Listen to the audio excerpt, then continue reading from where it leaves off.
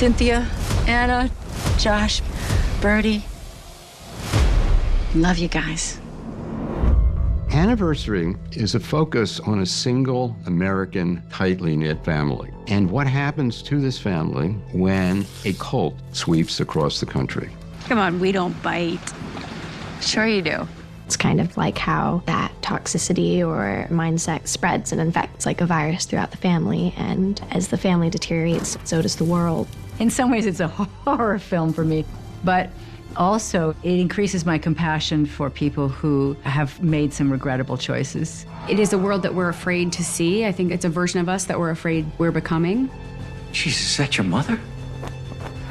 With this film, you see how much global change can really impact our familial relationships and take away the people who are closest to us. This is a story that needs to be told, and it's very apt for now. I almost forgot. Happy anniversary. Thank you. 25 years is quite an accomplishment.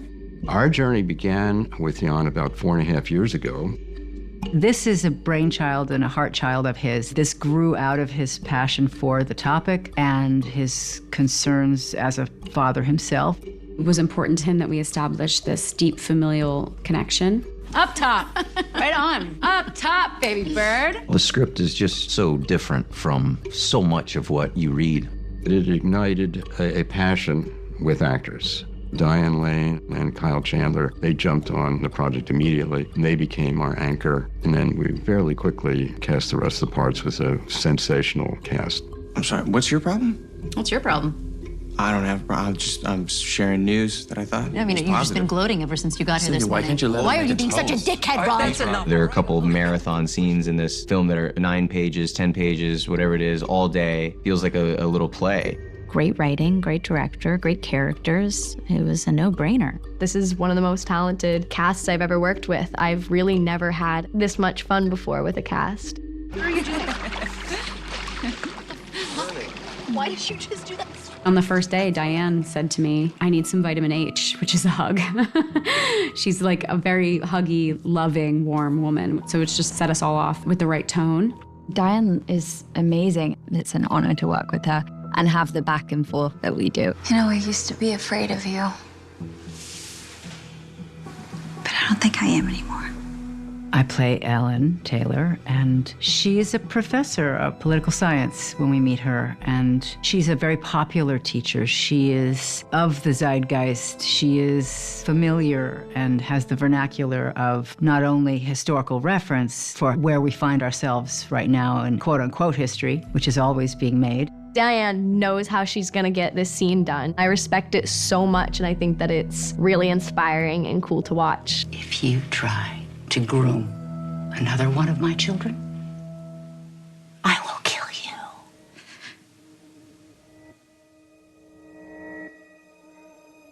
you. Paul is a peacemaker. Paul is one who brings people together. There are no sides. We're not going to do this today, okay? Let's just try to enjoy the day. But in essence, he's also got his head stuck in the sand because the world is changing around him and he's not seeing it.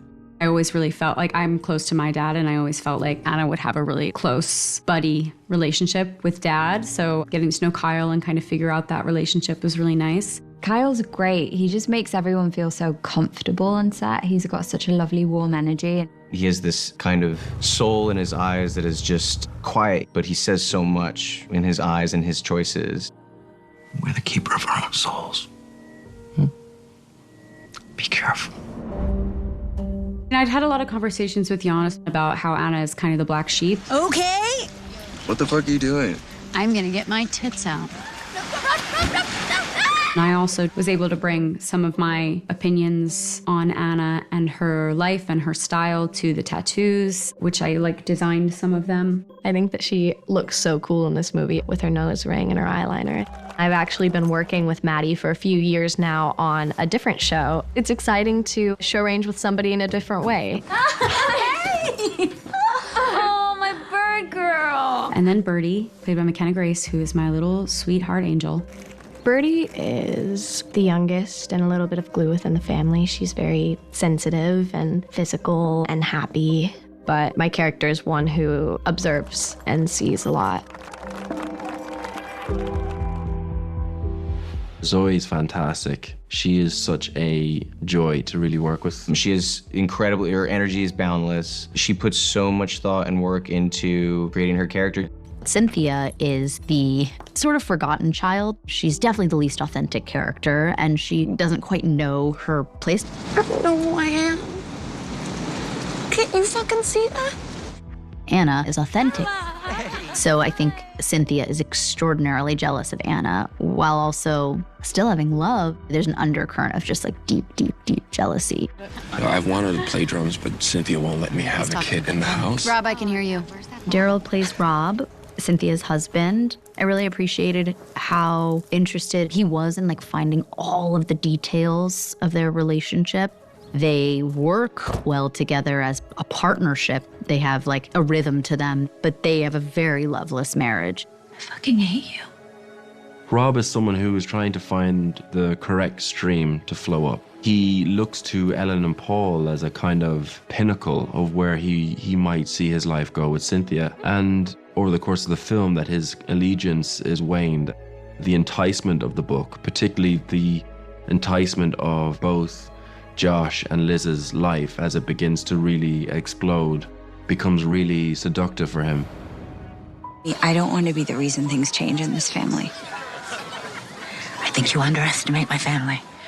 I think Liz's intentions with the change are very pure. I think she very much believes in communal living and what that can do to a society. And, you know, me and Jan kind of bounced off a lot of ideas about what exactly the change entails, because you never really quite know. She's quite overwhelmed by the success of the book. I think obviously her ideas are coming out at a time where people need them, but I don't know if she necessarily knows the impact that this book is going to have. Can't you see that the book is a weapon? Yahoos on the Hill are already fundraising off of it.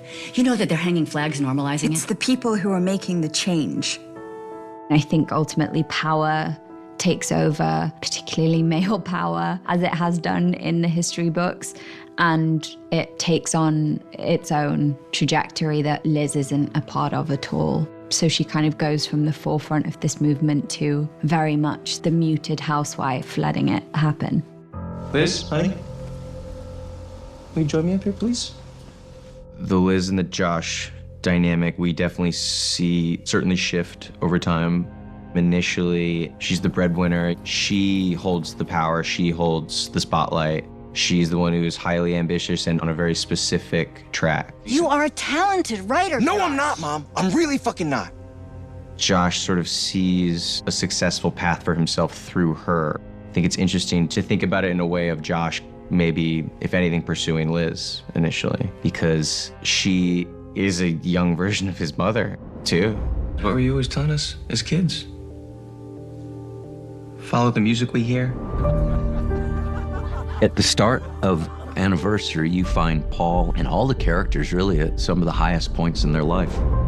It's a cautionary tale against losing the framework from which a family springs. It's timely in the sense that all over the world, people are losing faith in democracy. And we know where this leads. I'm sorry. It's not a message movie. There is no single message. I would say the takeaway for, I think, most people is the world is a dangerous place. We love you guys. Happy anniversary.